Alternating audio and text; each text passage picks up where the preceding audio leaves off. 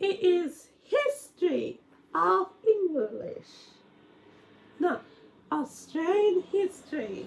I'm going to talk about one of the lessons. I'm going to talk about one of the stories that someone suffered.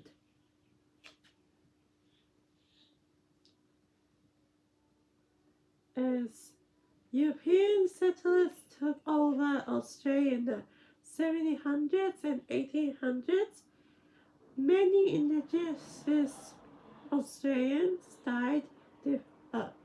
passed away defending their country. Many also died from smallpox or something like that.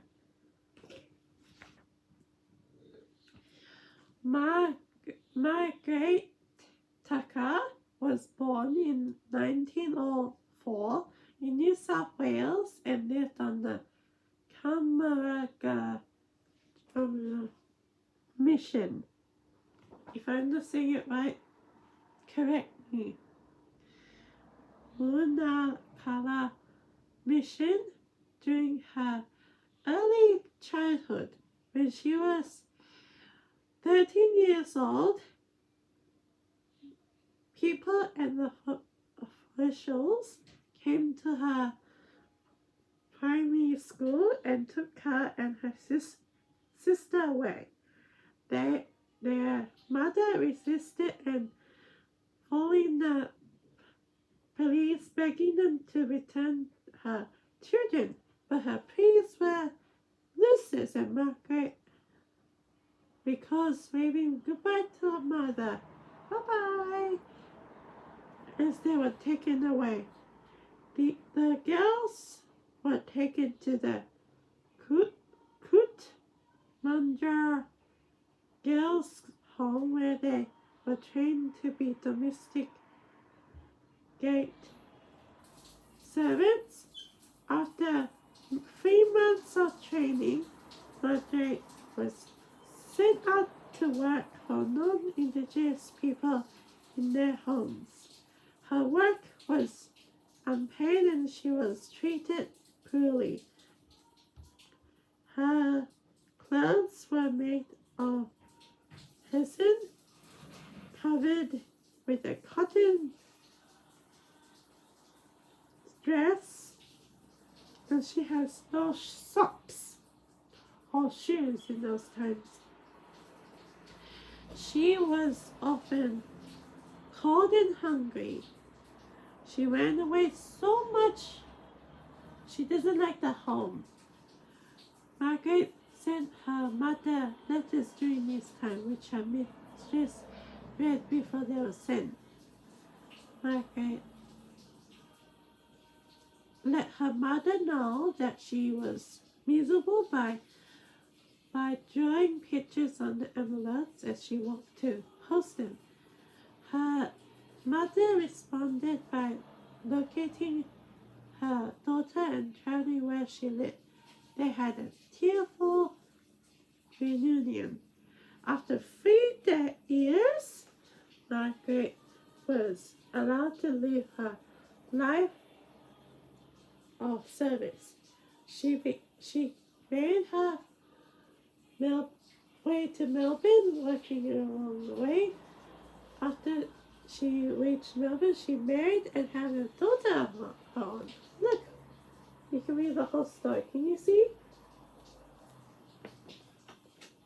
Margaret began to campaign for Aboriginal rights. By the 1930s, she was Vice President of the Victorian Aboriginal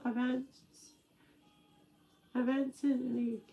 Okay, to respect elders from past, present, and future. I should have said that in the beginning.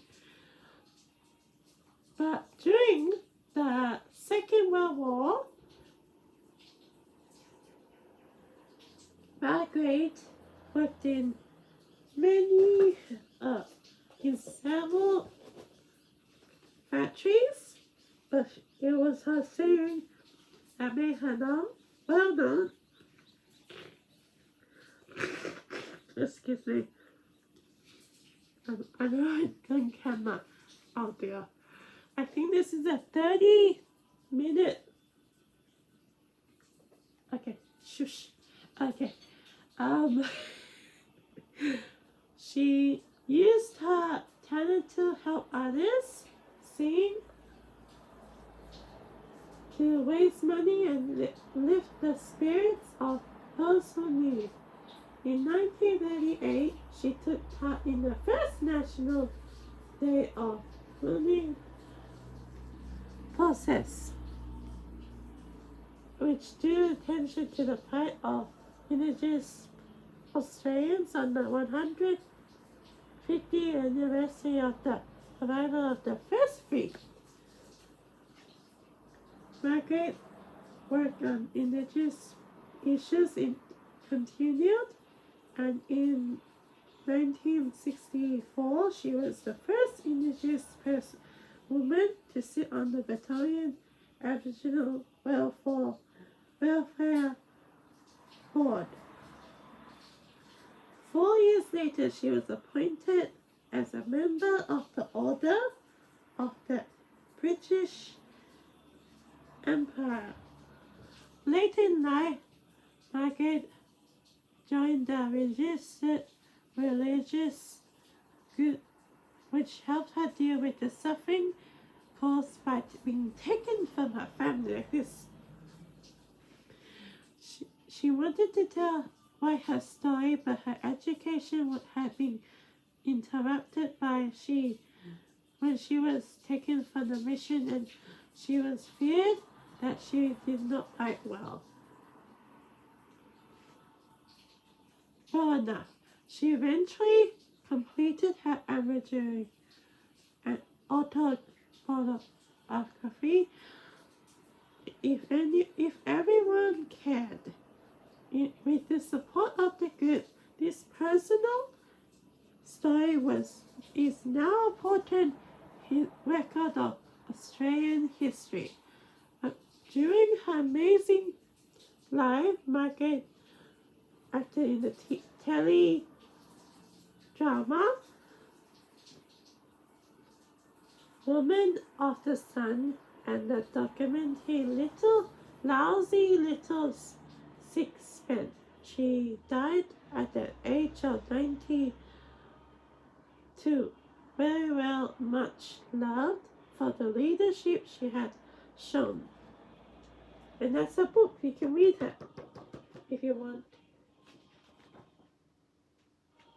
Okay. I'll be right back. I'm going to bring another book. Do I have any screen books?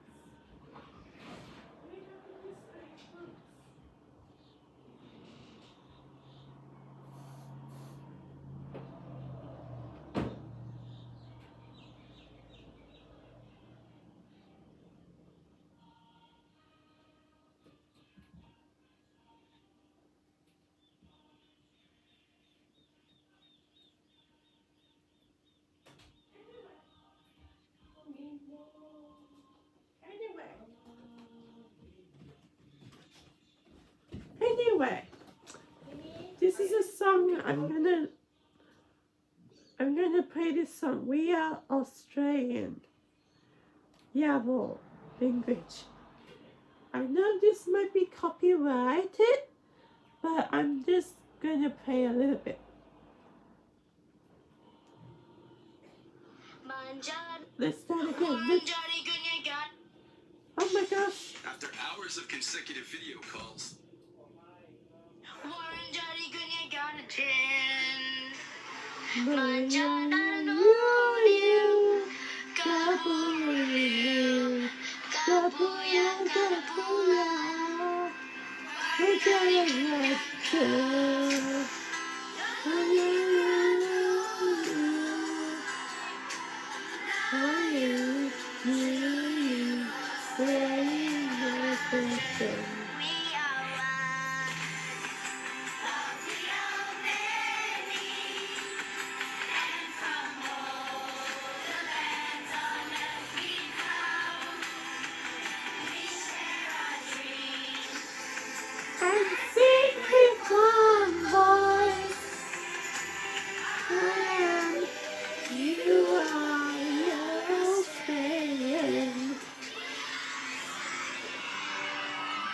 By the way, I'm gonna say, can I use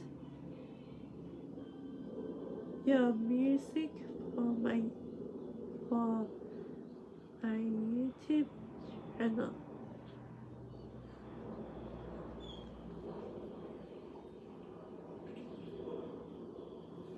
I don't think they will reply, but I would be very surprised. So, let me tell you something else. Australian history is now so happy. We love two sides. We love them as we are. Black is beautiful, brown is beautiful. We know all that. And we are born the same blood. We have the same blood. Because I think I'm Aboriginal. Grandma might be Aboriginal, my ama. Waipa might be Aboriginal. Who knows? Because we are Taiwanese Aboriginals. I don't know. So, bye-bye, fans! I hope you loved the story and the music and whatever I just said.